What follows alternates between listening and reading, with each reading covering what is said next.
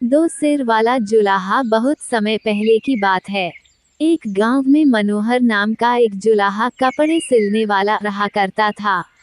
उसकी कपड़े सिलने वाली मशीन के ज्यादातर उपकरण लकड़ी से बने हुए थे।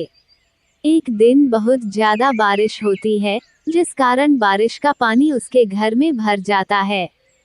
घर में बारिश का पानी भर जाने के कारण उसकी मशीन पूरी तरह से खराब हो जाती है। मशीन खराब हो जाने के कारण मनोहर बहुत परेशान हो जाता है। वह दुखी होकर सोचने लगता है कि अगर जल्द ही उसने अपनी इस मशीन को ठीक नहीं किया, तो वह कपड़े सिलने का काम नहीं कर पाएगा और उसके परिवार को भूखा रहना पड़ेगा। ये सोचकर मनोहर जंगल जाने का फैसला कर लेता है, ताकि वह अपनी मशीन को ठीक करने के लिए अच्छी लकड़ी काट कर ला सके। फिर मनोहर इस विचार के साथ जंगल की ओर चल देता है। मनोहर पूरा दिन चलता रहता है, लेकिन उसे अपनी मशीन के लिए अच्छी लकड़ी वाला कोई भी पेड़ नजर नहीं आता है।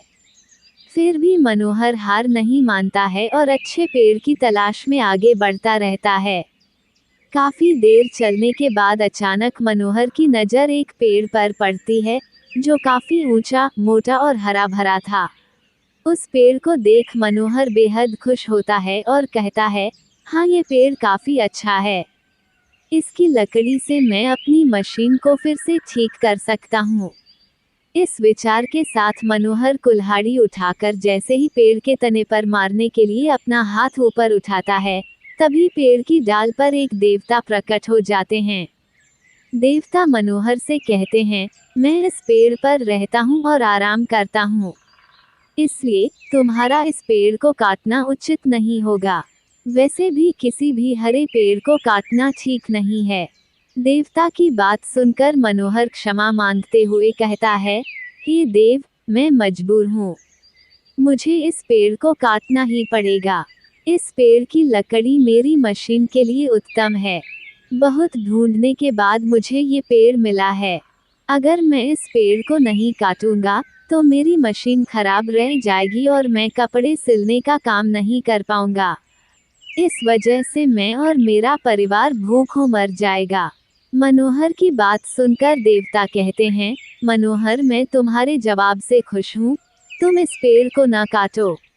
इसके बदले तुम्हें जो वरदान चाहिए वो मांग सकते हो। मैं तुम्हारी इच्छा जरूर पूरी करूंगा। देवता से वरदान की बात सुनकर मनोहर कुछ देर विचार करके कहता है, हे देव, मैं वर के लिए अपने मित्र और पत्नी से राय लेना चाहता हूँ, इसलिए आप मुझे एक दिन का समय दीजिए। मनोहर के आग्रह को देवता मान लेते हैं और उसे एक दिन विचार करने के लिए दे देते हैं। एक दिन का समय लेकर मनोहर अपने घर की ओर चल देता है। रास्ते में उसे उसका मित्र नाई मिलता है। नाई से मिलकर मनोहर उसे देवता की वरदान वाली बात बताता है। उस पर नाई मनोहर को एक राज्य मांगने की सलाह देता है। नाई कहता है कि तुम देवता से वरदान में एक राज्य मांग लो। तुम उस राज्य के राजा बन जाना और मैं उस राज्य का मंत्री बन जाऊंगा। फिर हमें कोई कष्ट नहीं होगा और हम आराम से अपनी जिंदगी बिता पाएंगे। नाई मित्र की बात पर मनोहर कहता है, मित्र, तुम बिल्कुल ठीक कह रहे हो।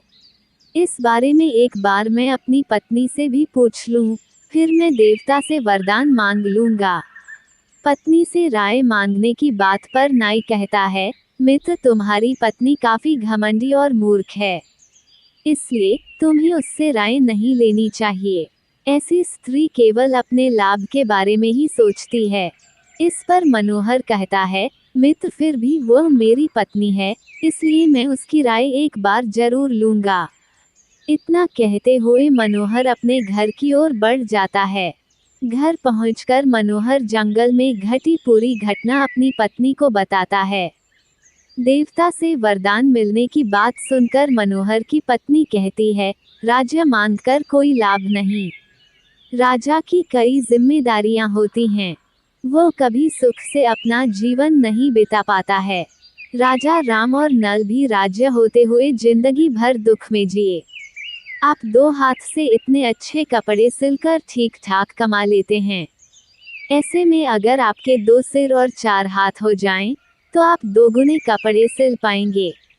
इससे कमाई भी दोगुनी हो जाएगी और आपका मान भी समाज में बढ़ेगा। पत्नी की यह बात मनोहर को समझ आ जाती है और वह देवता से वरदान मांगने जंगल की ओर चल देता है। जंगल पहुंचकर वह दोबारा देवता से मिलता है। देवता मनोहर को देखकर कहते हैं कि मनोहर मांगो, क्या वर मांगना है तुम्हें।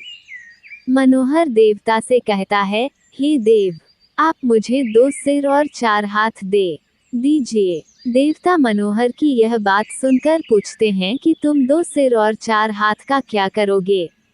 तब मनोहर बताता है कि 2 सिर और 4 हाथ होने पर वह दोगुना कपड़े सिल पाएगा, जिससे उसकी कमाई पहले से अधिक हो जाएगी। मनोहर की यह बात सुनकर देवता मुस्कुराते हैं और मनोहर को वरदान दे देते हैं। देवता का वरदान पाकर मनोहर को 2 सिर और 4 हाथ हो जाते हैं। वरदान पाकर मनोहर बहुत खुश होता है और अपने घर की ओर चल देता है। मनोहर जैसे ही अपने गांव पहुंचता है, तो गांव में खेल रहे बच्चे उसे देखकर डर जाते हैं। वो सब उसे एक राक्षस समझते हैं। तभी कुछ गांव वाले हाथों में हथियार लेकर मनोहर पर हमला कर देते हैं और मनोहर की मौत हो जाती है। जब मनोहर की मौत की खबर मनोहर की पत्नी को होती है, तो वो फौरन मनोहर को देखने वहां पहुंच जाती है।